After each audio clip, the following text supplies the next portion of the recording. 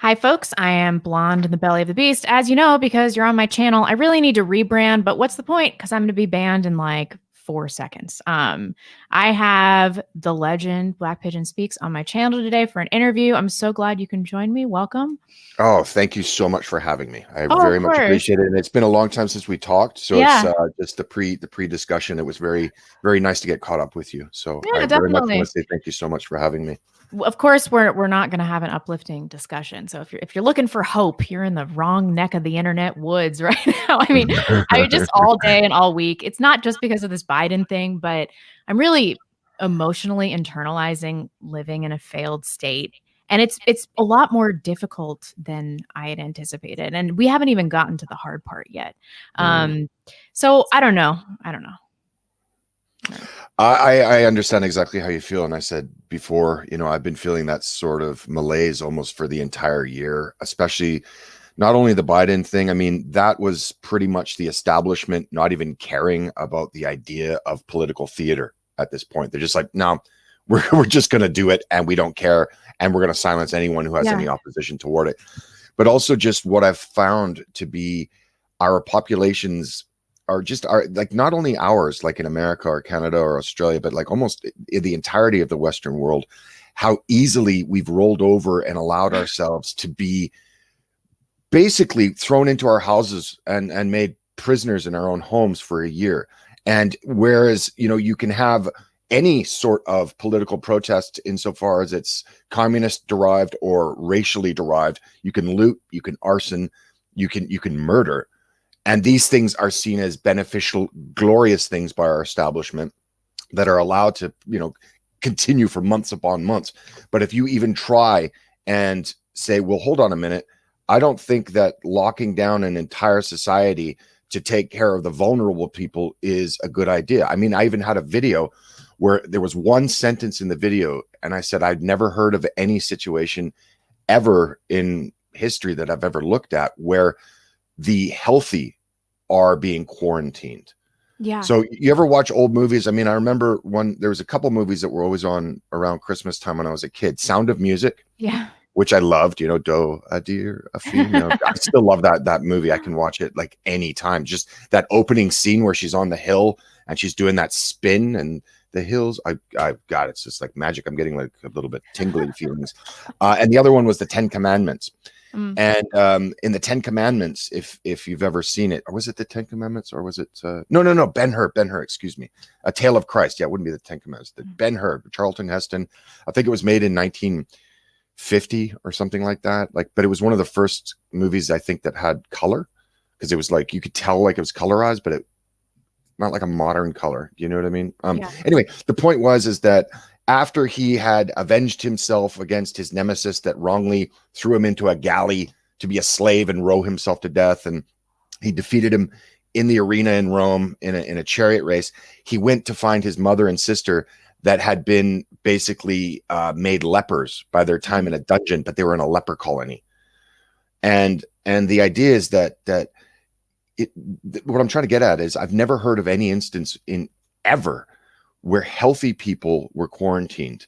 It would always be the vulnerable or the sick. I know. And we have no organized pushback against this. And I don't see any groups really fighting this. And I just saw today, I just woke up and I saw Biden is doing 100-day mask something or other. And, he's talking about a 2-month quarantine nationally. I'm just like, Jesus, I mean, I'm sorry, I'm getting a little bit ahead of myself here, but I just. Oh, no. I had tons of questions lined up about this.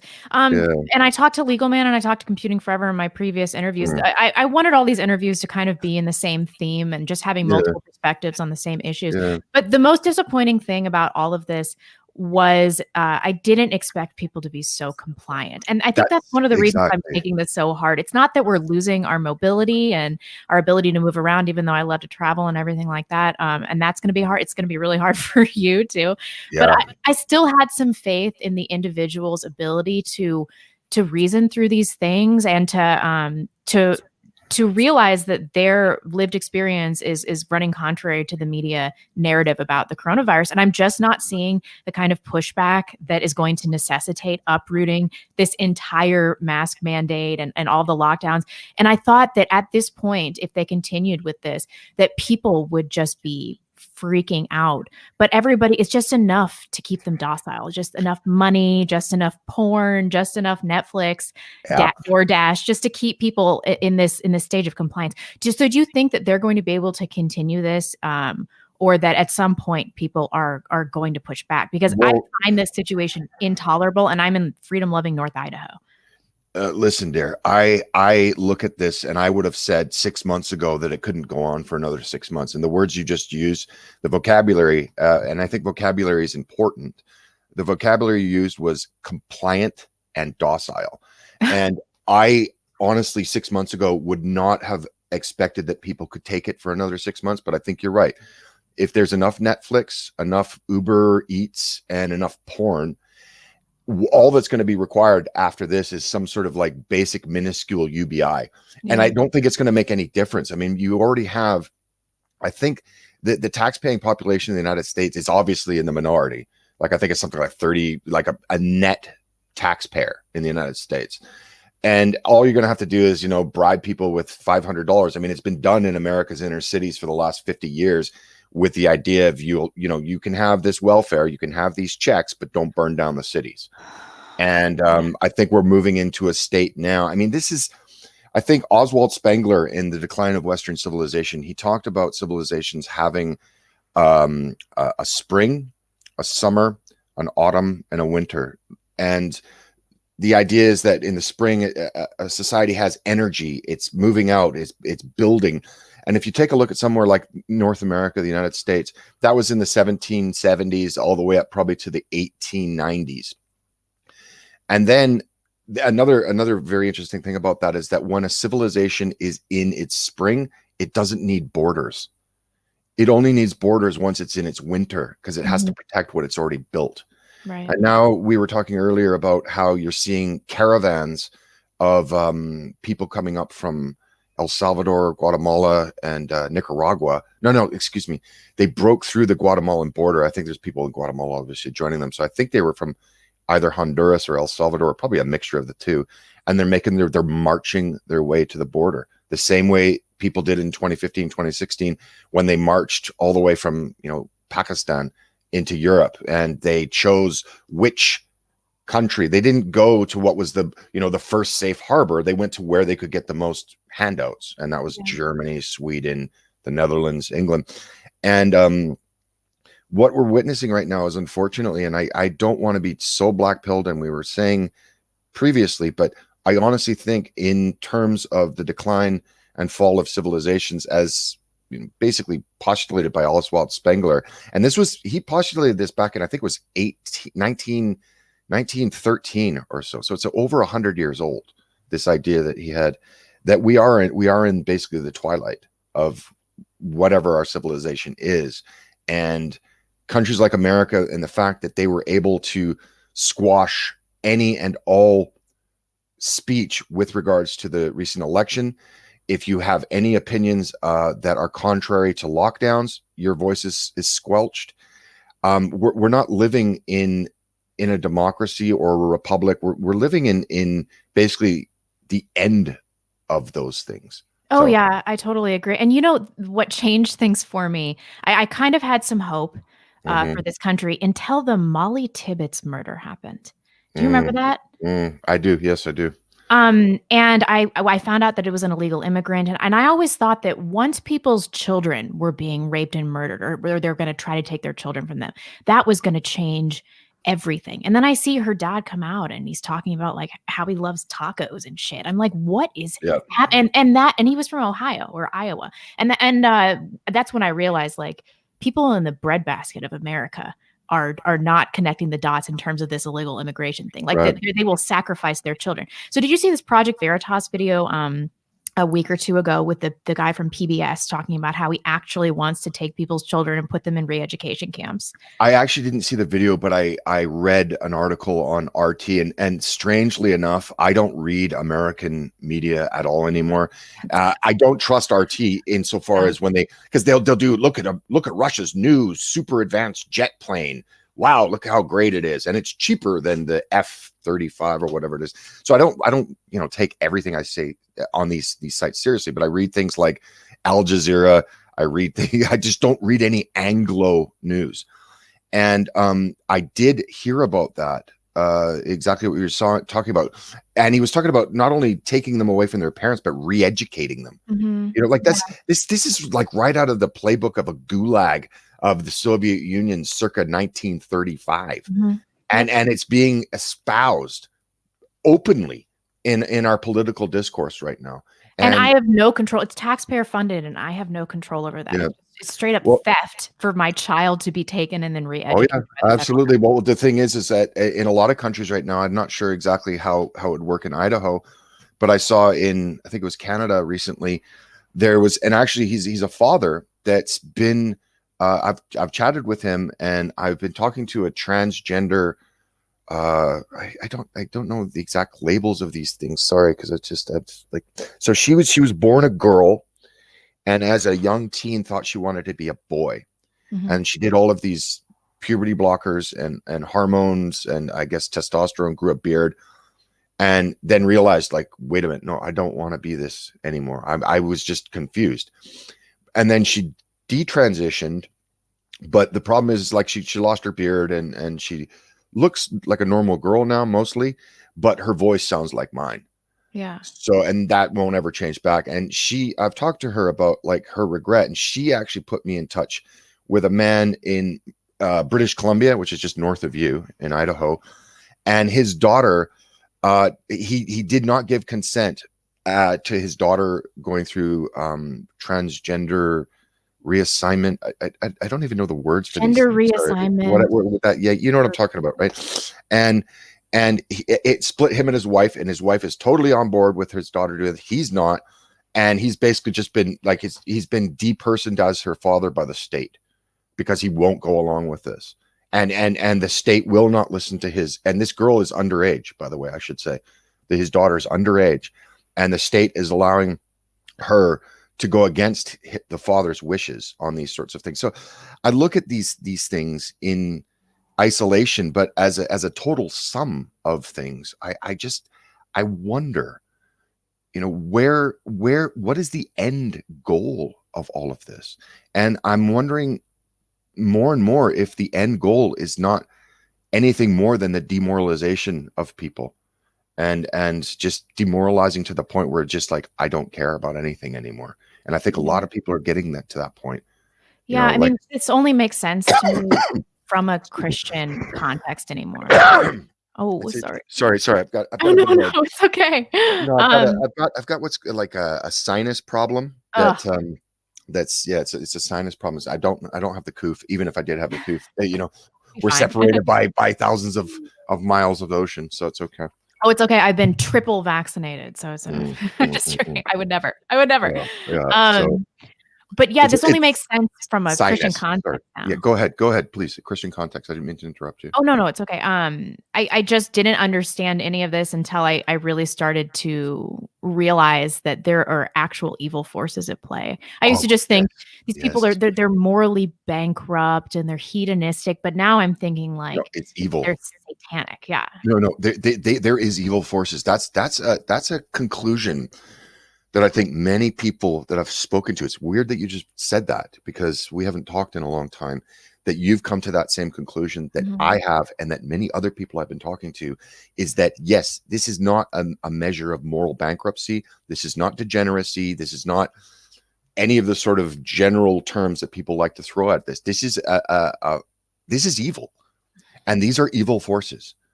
And we are living in a time right now that is evil. And I don't want to get too biblical because I grew up and I can talk about the Bible a lot. I grew up Christian, and I don't really talk about it because people dismiss you if you try and even bring back some of the stories from the Bible. And I think the stories from the Bible, people will go, well, Dawkins and Hitchens. I mean, which I really like Hitchens, but I mean, the point is like, well, these are fantasy. What do they call them? The Sky Daddy or Sky Daddy, yeah. Fantasy Sky Daddy.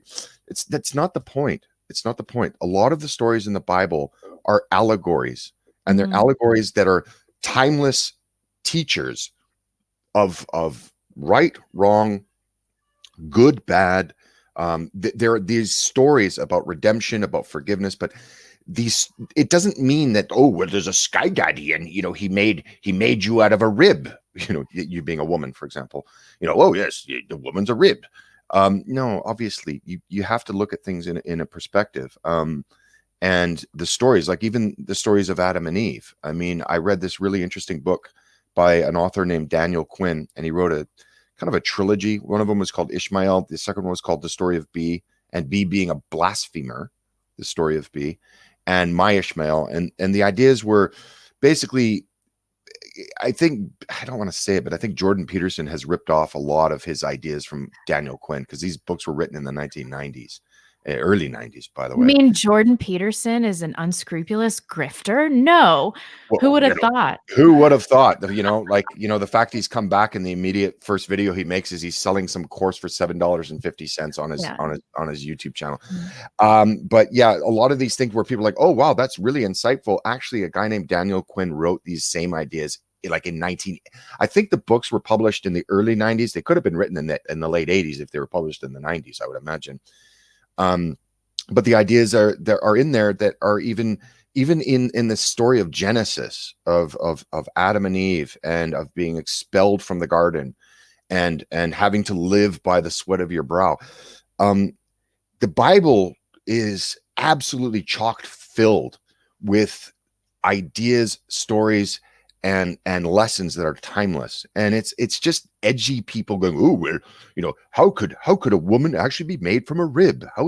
That's not the point, right? Yeah. So anyway, so I'm just going right off on a tangent here. Oh, no, it's true. In terms of the Hitchens brothers, though, I think it's very interesting that Christopher Hitchens was kind of devoured by his own hedonism, and that Peter, who I always thought was the inferior intellect, has proved to be more of man of the two of them.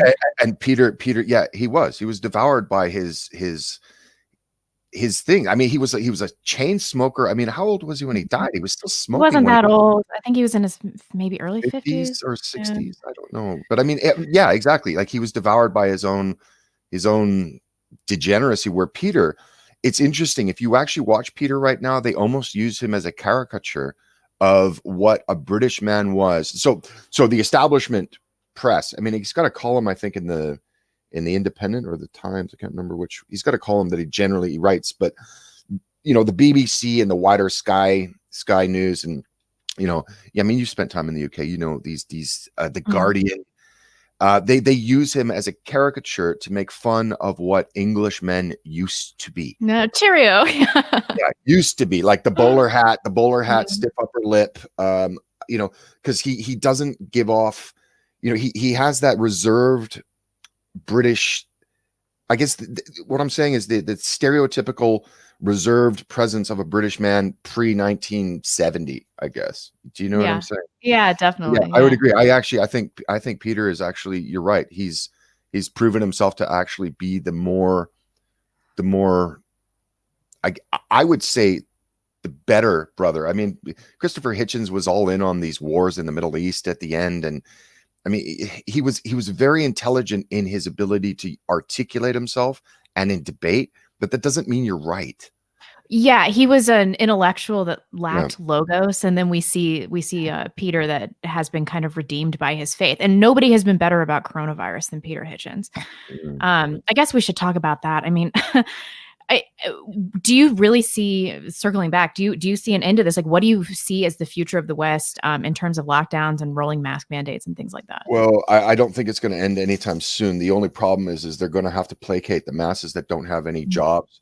I mean, the entirety of what was left of the so-called middle class that everybody tries to pretend they're part of, which most people aren't anymore.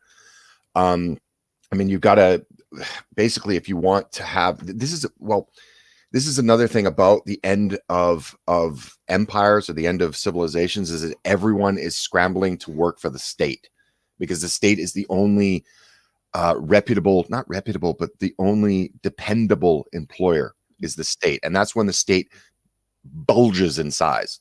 Take a look at our society right now. And we were talking about my own family earlier, before we got on to the chat here. I'm pretty much of the opinion that there is not going to be any way out of this other than completely repudiating the idea of lockdown. And we absolutely, as a people, need to stop being compliant, or they're going to have to roll out some sort of universal basic income, because our society is grinding to a halt right now. So I talk to my friends. I got friends here in Tokyo, and they're like, they were investment bankers, and now because of algorithms, investment bankers aren't even necessary. So these guys were making millions of dollars, 10 years ago. And now they're all just playing the stock market. And they're like, oh, it's so great. I talked to a friend of mine the other day. He said, if you got those stocks when I told you to buy them, you would have made $50,000 this week and whatnot. So, and I say, well, do you realize that, the entirety of the airline industry has collapsed? The tourism and hospitality sector, which I think was one of the largest, probably the third largest in terms of employment and money generated, has evaporated. There are people that have nothing, and people are losing their homes. People are, oh, well, the stock market's good. Stock market's good. So what a boomer take.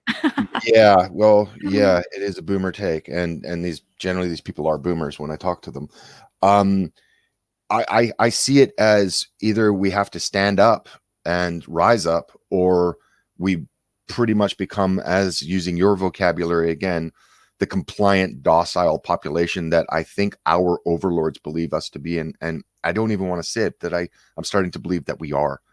Because when we were talking at the beginning of this conversation about the outright, I mean, I'm sorry, I'm not going to, no, Joe Biden, he's the legitimate president of the United States, and he's the most popular president ever.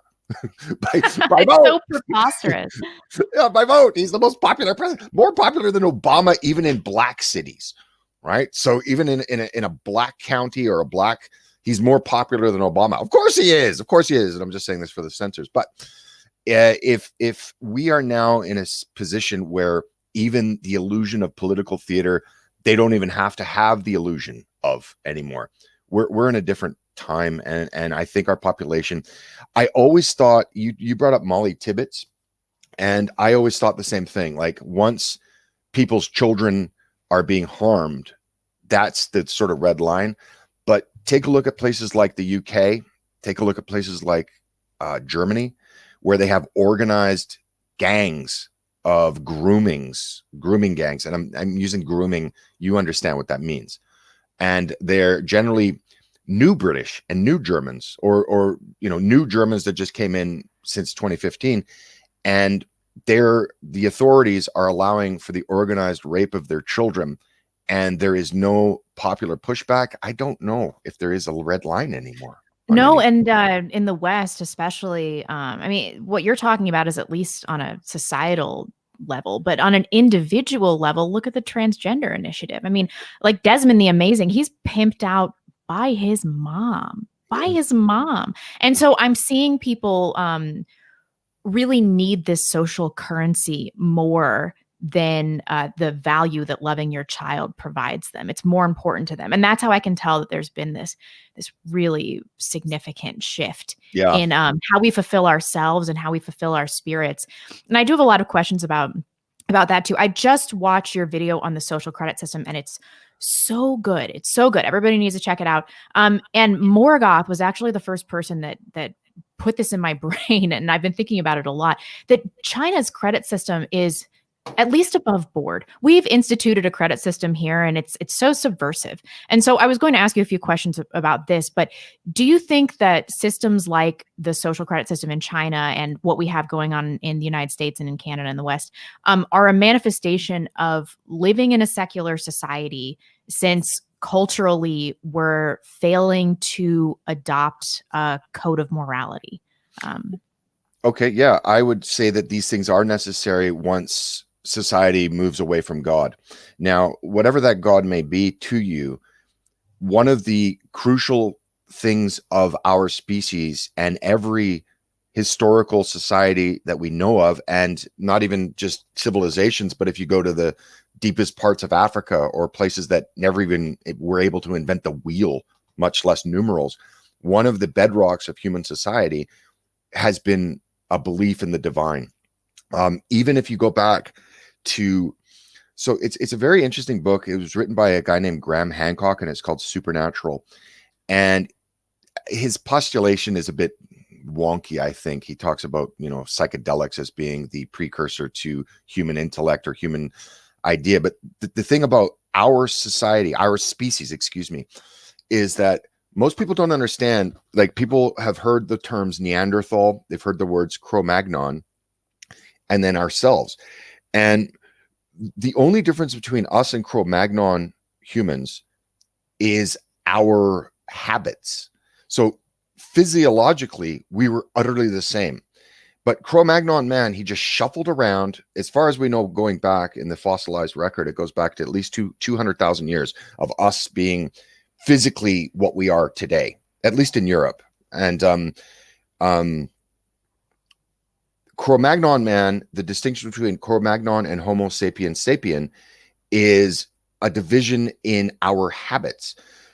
Once, about 40,000 years ago, something happened to our species where we exploded with art and we ideas and inventions and tools, where for about 160,000 of those years, the same physiological beings that are us, Cro-Magnons, just were like kind of shuttling apes for the most part. Just no, not tools, but no augmentation of those tools, nothing Right. changing. But even Cro-Magnon man, for those 200 to 160,000 years, they buried their dead. They had funeral rites for their dead, which is basically rudimentary religion on any term. And I think that our species, a belief in the divine, is hardwired into us, and that we are so, as a species right now, gone off the rails, where we think that one of the things I love about people is you don't believe in science as being this final arbiter of everything, where science is just ideas, and those ideas can change, and then they don't like science when those proofs or the ideas basically derail their worldview. But I think that, yeah, I would agree with you on the idea that being secular and having no faith in any sort of divine is what is derailing our society. And that's why we are having these sort of, I guess, civilizational hiccups. Not even hiccups. This would be more like vomiting. Like, this is not a hiccup. This is like retching, uncontrollable, dry retching. Yeah. For lack of, but I would absolutely agree with you. I think, and people now, even, it's the same thing as, I would say, even 20 years ago, when people would laugh at a woman who said, I want to be a housewife, I want to be a mother. Whoa, you stupid, silly woman. Why would you possibly want to do that rather than work in a cubicle till you're like old, like, and childless and alone? What's wrong with you, woman? And I think we're pretty much in that same state right now. As you said, well, I believe in God, and they'll laugh at you as though you're some kind of, baboon. So yeah. Yeah. And in that way, I think that people on the right and in the YouTube sphere, we've kind of all done ourselves a disservice by starting off with this feminism, wrecked feminist lol perspective, and all of us did it. Like because I'm kind of self-hating, I always thought, like, it is women have done this to society.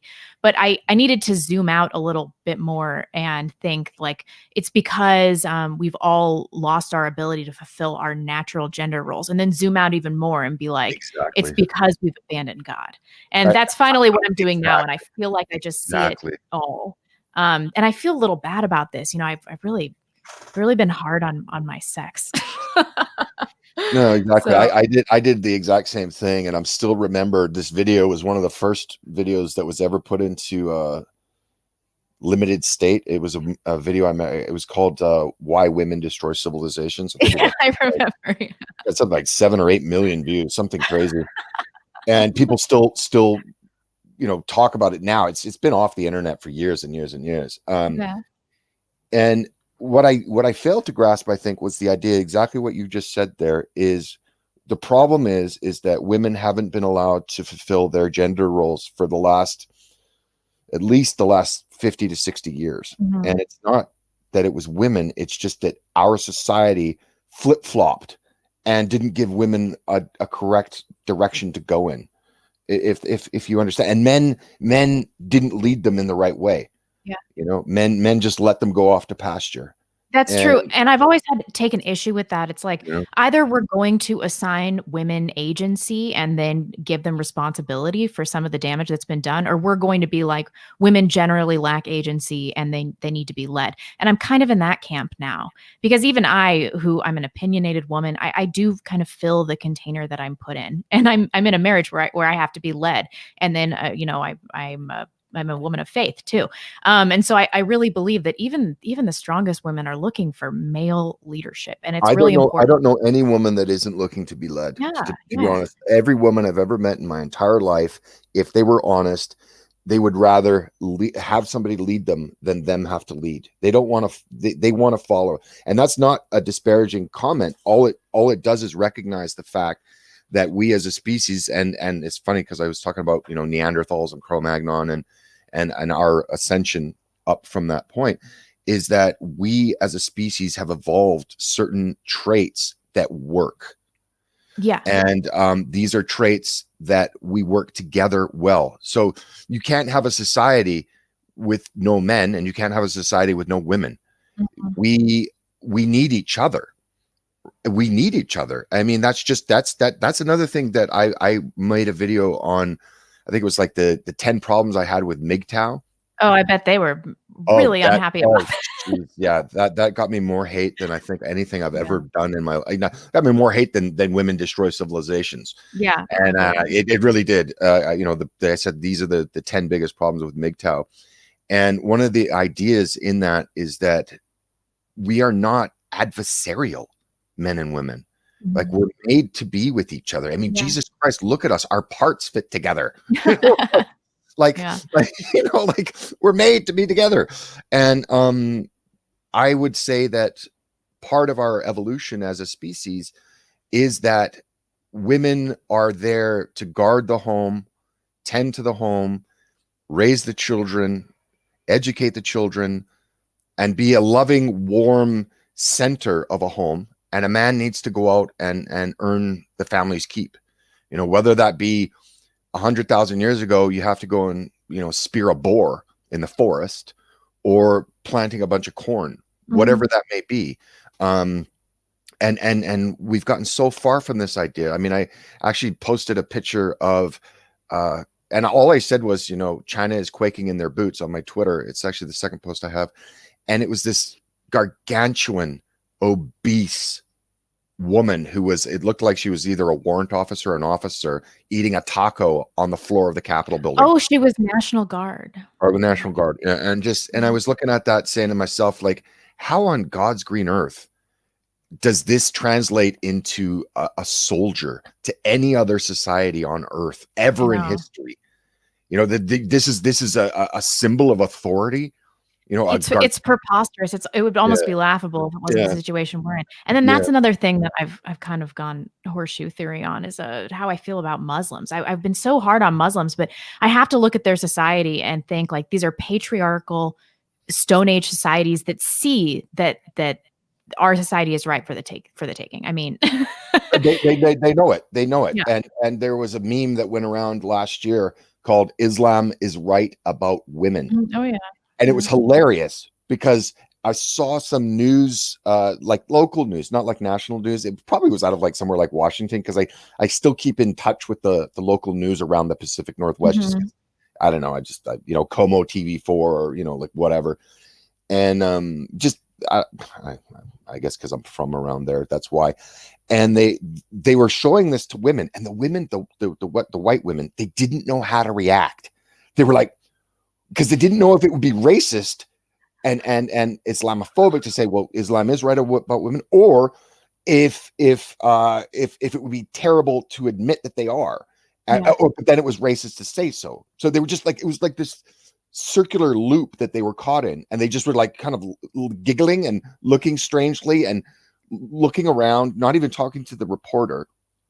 And when she says, well, what do you think about this? Islam is right about women.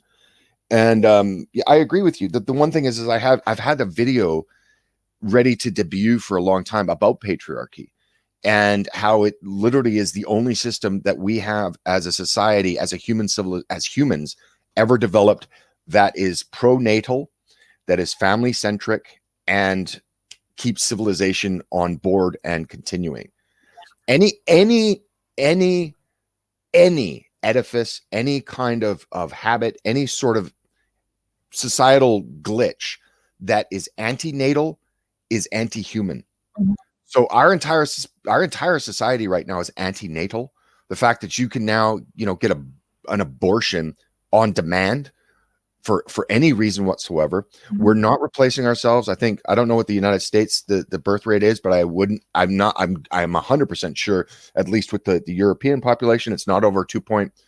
1 I maybe. think, what do you need for replacement? 2.1, 2.2, something like that? I think replacement's 2.1. I think Italy's around 1.7, 1.8. Some of the other Yeah. European countries are doing Yeah. better. Hungary and Poland are doing okay. Well, Hungary is actually, has pronatal policies, Mhm. and those pronatal policies, with the idea of let's make Hungarians for Hungary, is coming under absolute attack from Brussels, because the idea is like, why don't you just import people from the Middle East or Africa rather than have pronatal policies in Hungary with Hungarian mothers having Hungarian children?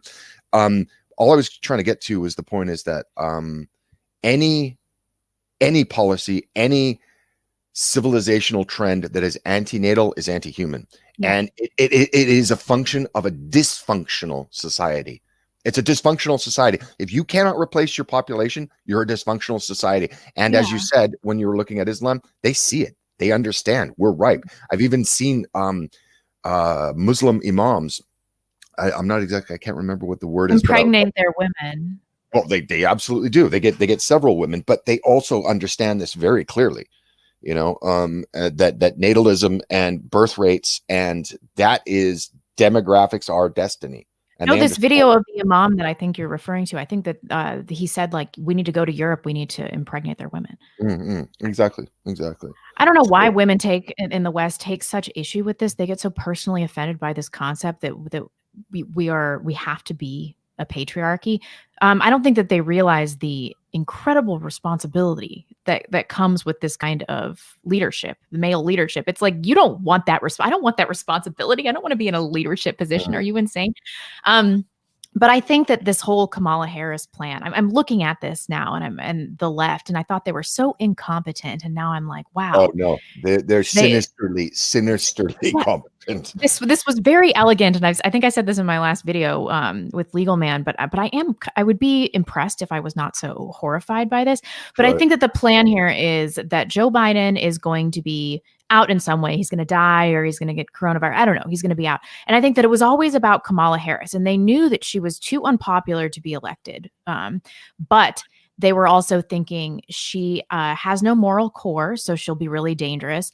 And she's a minority female, and so she's going to be impervious to criticism. And so they were like, perfect. I mean, everybody hates her guts, so we're not going to be able to get her in there legitimately. And I think she was even too unpopular to cook the books. So I think it had to be this way. I think it had to be Biden and Kamala. I would agree with you on that. And if you actually take a look at Biden, I mean, he was literally hiding out in his basement. Yeah. And when he did have rallies, I mean, he could not even fill the gymnasium at an elementary school. It's the idea is preposterous. Whereas so far as Obama, he got somewhere in the tune of 60, in the high 60s millions in votes and change. I can't remember exactly. And he won somewhere along the lines of almost 900 counties in the United States. whereas Joe Biden supposedly got 80 million and change. I can't remember. It was over 80 million, 81, 84, something like that. And he only won somewhere along the lines of 400 counties. And he won like black cities with more votes, well, than people, obviously, but then also the more than Obama did. Yeah, I'm supposed to believe that. That's so preposterous. And also, I think we just started when we talked in our conversation before we went live. I put on my Twitter. Let me just bring that up.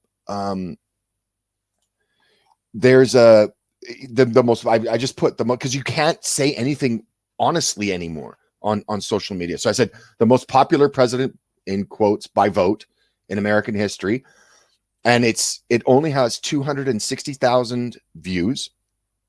His inauguration, which is before I got basically strangled by YouTube. I could get that easily in 24-hour period. Me, just myself. And this is coming out of the White House. The White House's approved channel. It has 189 million subscribers. It only got 260,000 views. The comments are turned off. It has 6,000 upvotes and 28,000 downvotes. If anyone, like I actually was writing I call him my frenemy. So when I first started out, his name is, I won't give his name, but he wrote a paper. So he was the communications director for Bernie Sanders' 2016 campaign. Mm-hmm. And obviously that fizzled out. So he needed something to do. So he went to the Harvard Kennedy Business School and the Shorenstein Center to get a grant. And he wrote, I don't know, it was like something like 30 pages on me, just me. And, and it was just a lot of libelous, crap. And over the years we've become, I would like to call him my frenemy, cause I've even suggested we should do some streams together where we can bounce ideas off of each other, but it never seems to materialize. But, he's this guy, like ambiguous, just like I'm not gonna slander him in any way because I'm not that kind of person. Let's just say though he is just by the look of him, he's probably in his mid to late 50s, and he's still absolutely believing in the theater of partisan politics. And before we got on today, I just wrote him. I said because I was looking at some thread he was on in Twitter, and all of his little friends are like talking about, now that Biden, it's gonna be a utopia, and the workers. And I was thinking to myself, then do you actually believe this stuff? Like I said, one of the key fundamentals I think that is plaguing our society is that different groups of people are not even able to agree on what is reality anymore. I know. Like what is real, what is not real.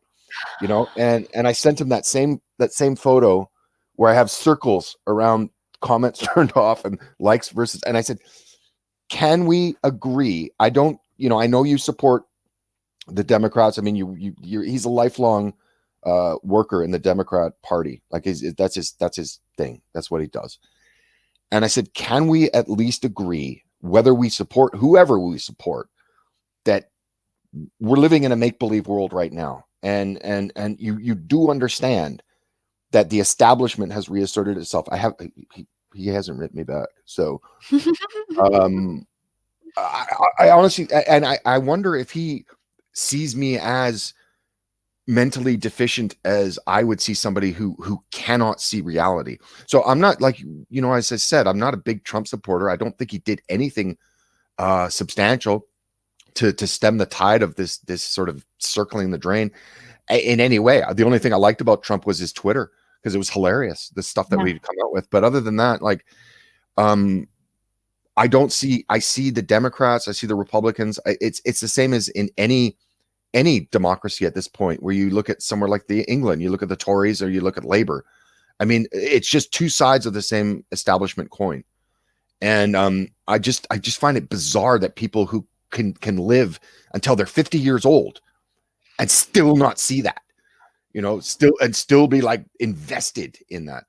Sorry, I'm just getting a bit excited. No, that's totally true. I mean, we can't agree. And this is what Legal Man said to us the other day. He's like, you can't even at a family reunion get everybody to agree, what games to play. Like my husband and I can't agree on what to eat for dinner or what movie to watch. It's like a country of 330 million people. We can't agree on shit.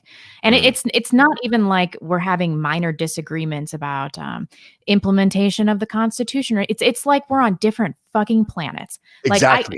I can't Exactly. I can't even. I'm gonna steal that. I'm gonna steal that. Sorry, go ahead. No, it's true. Sorry. And I'm looking at these people on the left.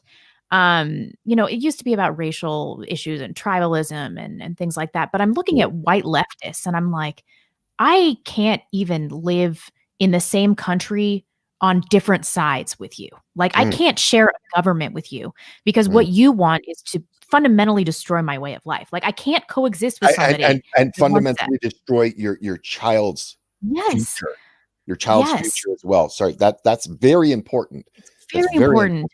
And Yeah. so what do you do in that situation? I mean, we have no legal avenues to secede. That's just not going to happen. So I talk a lot about balkanizing, but we'll still be under the thumb of the federal government. So what's the point of doing that? And so I fantasize about having this American European exodus back to Europe and going back to the homeland. But the UK is totally fucked. And so what do I do about that either? I just feel like there's nowhere to go and like there's nothing I can do. And I can have a garden and I can be, tight with my community and everything like that. But at the end of the day, are there really any measures that any of us can do to protect our children, to protect our families? Like, what do we do? What do we do? I would say I'm in the exact same position. I am actually being the European going back to Europe. I'm once COVID is done, I've been actually chomping at the bit to go back to Europe for years. And I was living I was living in London in 2019 and I was supposed to go last year. That's when I was moving back. But you don't want to move to places like London. Like, I mean, that place is just as I'm trying to think of a word without using expletives. It's like, it's not an appropriate place to raise a family. Let's say that. But the thing is there are places to go. So, for example, like in places like where you are in Idaho, head off to the hills. It's a big country. Like, I know a lot of your audience is probably familiar with JF Garape. He's a French Canadian YouTuber, and people like him or they dislike him, whatever. But he pretty much couldn't deal with the realities of a place like Montreal, and he won't even tell me where he lives. He just moved way up north. And he lives in a cabin out in the woods. Man, that sucks. I don't want to do that, but I mean, Neither I do will I. if I have to. That's where we are at this point, right? And if you have the ability, for example, if you have a grandparent that was from Europe, you can get what's called ancestry visas. In literally almost every country. I mean, I've got one for the UK. My mother was from the UK, so I mean, I have already a visa there. But and that's not really an optimal solution. But there are places like Malta Malta is actually very, very attractive in the sense that they have water issues. So they do not allow these migrant boats to land, and they won't allow, because they've been what's basically since the Knights Templar were pushed out of Jerusalem, and then they were pushed out of Rhodes. So Rhodes is an island just off of the coast of Turkey, but it's actually a Greek island. And when the Crusader Knights were pushed out of Jerusalem, they got pushed back to Rhodes. And then when they got pushed out of there, they went to Malta. And Malta was built basically with money from the Vatican in order to be the defender of Europe, like, because Malta would always be a staging point for Islamic invasions to Europe. Yeah. And Malta today is the capital city is named Valletta. And Valletta is one of the most beautiful cities I've ever been to. And it was actually built, again, with Vatican money, with Vatican engineers and Vatican architects. And it was built to be a city built by gentlemen for gentlemen, is the motto, built by gentlemen for gentlemen.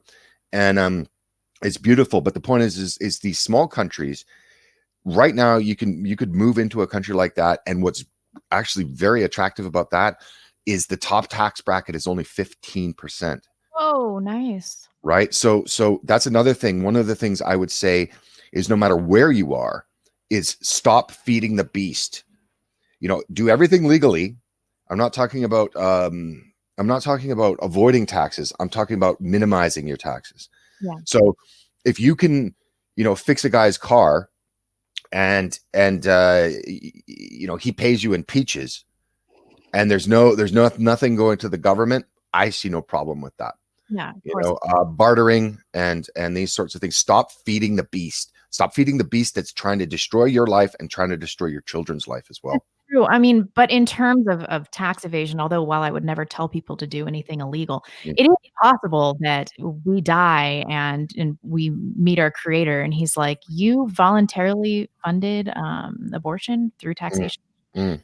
So there are moral values that are higher than the law here. And so I think we also need to take into consideration that like taxation is theft. It Something that's is. really It is. gnawing at me It is. lately because I've been I, looking at buying land and I'm like, I'm gonna have to pay property taxes on this. Do I ever even own this shit? no, Do I you ever don't. own You this? never. You You're never own it. renting. You're Yeah. renting. You're You're renting. You renting the never own land it. from the government, and that just Yeah. rubs me the wrong way, and, it's going to all of these initiatives to, bring migrants into our country, and, we have a horrible opiate epidemic here. We have all these gender issues, and it's like none of our domestic problems are getting solved. Tax money is going to God knows what. It's like, should I have to opt into this system from a moral perspective? Of course not. But if we don't, the law is being applied unequally, and we will be imprisoned if we Oh don't. no, that's another function of what's happening right now is the unequal application of law. Oh, it's so bad. Absolutely, 100%, absolutely. And I think everyone is. It's becoming so glaringly apparent.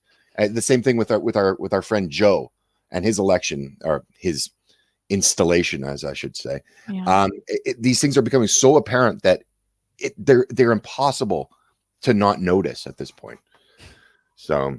But they don't care. They're not even trying to hide it anymore. And No. sometimes I'm like, maybe that's good that they feel like they don't have to be subversive. And then I'm like, that's clearly bad because that means they feel like they don't have to be subversive. They feel like they have controlled the narrative enough and in a meaningful enough way that they aren't going to hide what they're doing anymore. Doesn't that mean that we're screwed?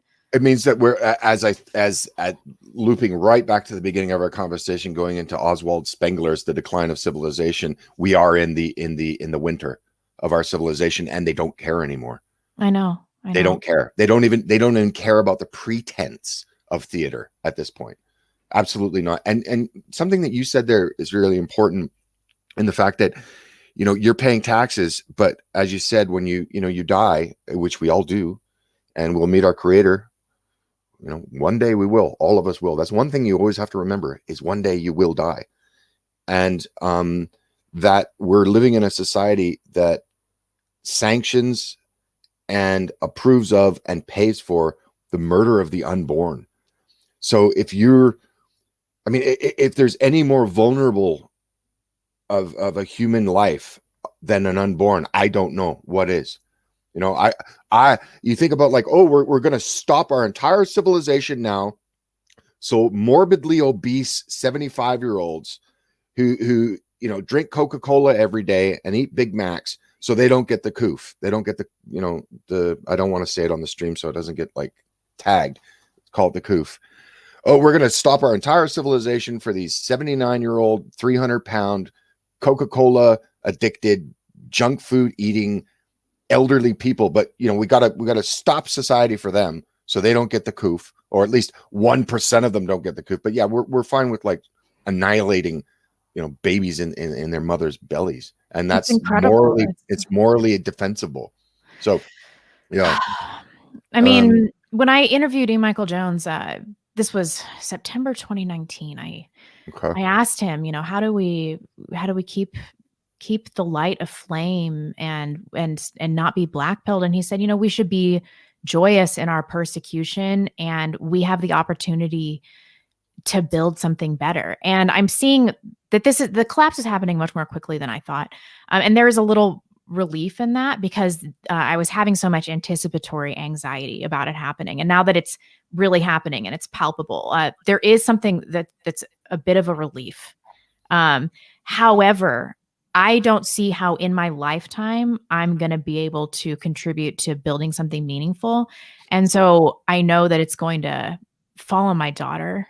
And that's really what's hitting me so hard. It's like her life is going to be so Tough. much harder than mine. Yeah, no, So I how do we agree. cope with that? Like, how do I stop being like this Yeah, all the time? I it's mean, interesting because I had this conversation with a friend of mine yesterday, and I said to her, I said, like, I feel sometimes I don't want to talk to you because I feel that I'm just projecting a lot of negative energy, and I'm yeah. projecting a lot of like pessimism and just my deep despair that I'm in right now. And I think we talked about that before we went live, just on just how I'm feeling that, especially with COVID now, it's like a dry run for just years and years of endless removals of our freedoms. Yeah. Just and we're just accepting it. We're rolling over. And she said to me that it actually made her positive because there's always a way to turn things around. You just have to look at it. It was turn your frown upside down. She didn't say that. That's obvious. That's something I think my mother used to say. She didn't say that, but it's the idea of, well, this is the reality. Because I actually said to her, I said, I feel like I was born too late. I Mm. was talking to her. I said, I felt like I wish I was alive during like, the swinging 60s in London, for example, or something like that. Or I wish I was, and when our civilization was at its apex, at its zenith. And she said, well, people like us, people like you, people like yourself, how should I address you? Blonde? Or Or I don't know. Rebecca, that's Oh, fine. I didn't know if people knew your name. Oh Sorry. yeah, I'm doxed. Okay. All right. I didn't know if people knew your name. People like yourself, we're meant to be where we are. And it's people like us that are going to have to build what comes next for people like your daughter. Mhm. And getting down to the nitty-gritty and the work of that is what we're meant to do. And we're not born at the wrong time. I wasn't born at the wrong time. I felt like I feel like I was born too late. I have these, romantic ideas of, being somebody in the British, East Indian Company in the 1890s, going between Rangoon and Singapore, Yeah. and stuff like that, and just eating in a tan jacket and eating delicious desserts while an elephant strolls by. But that's never going to happen. So we have to work with what we've got. Yeah. And I think we were put here, people such as yourself, you were put here in order to be the one that has to live in the hard times and try to make things better. And it's not about being depressed about our circumstances. It's about having the determination to change those. And I would agree with you insofar as the broader outlook is bleak. But for example, you've already made the change of extricating yourself from Seattle, Yeah. which is anyone. It was a great city when I was a kid in the 90s. It was a great place to be. It's a dystopian hellhole at this point. Yeah, it's rough. I still have family that live in Seattle. I'm not going to dox them because they get angry when I do that. But you've already made the move to Idaho, and you're already changing your circumstances. And I think that these are the changes that we have power over. Yeah. And like you said, getting tight with your community, being a good mother, being a good role model, and having, I guess, to be a good person that your daughter can grow up and be proud of, and try to raise her up with dignity, with morals, and with goodness is the things that we can have power over. And these are the things we have to concentrate on. Well, I've spent a lot of time crying on the internet. I was always like, if I make a channel, I'm never going to cry. And this has got to be like the 10th time it's happened. But I am really falling into these patterns of despair. And so it's really nice to hear somebody say, like, we can live in the hope, and that's okay. Mm. And this isn't about Biden. It's not about Trump. And I do kind of feel stupid for getting caught up in this whole Trump phenomenon, like he was going to save us. And I actually feel bad from a moral perspective for contributing to that momentum, because it was never about him.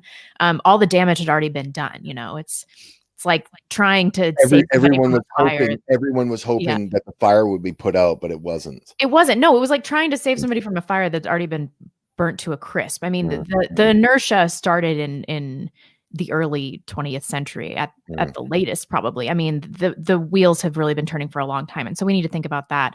Um, and I think that now the focus really needs to be on what can we build. So that's probably a good note to end on. I'm going to link all of your alt media and everything because I know your channel is getting throttled, but Yeah, I'll link please your alt YouTube media. channel. I don't care about YouTube anymore. So like, yeah, any alt media that I have, unfortunately, Parler's down. Gab Yeah, is almost becoming unusable. I haven't been Uh, able to log in a while. Yeah. Neither have I. BitChute is you can upload, it'll take hours, but the problem is that they're having real serious problems with playability, and Mm. everything's getting attacked. Telegram's getting attacked, but um yeah, if any of your listeners want to please just, not big tech, follow me on all the alt techs if you can. Okay. Um and I just want to say thank you very, very much for having me.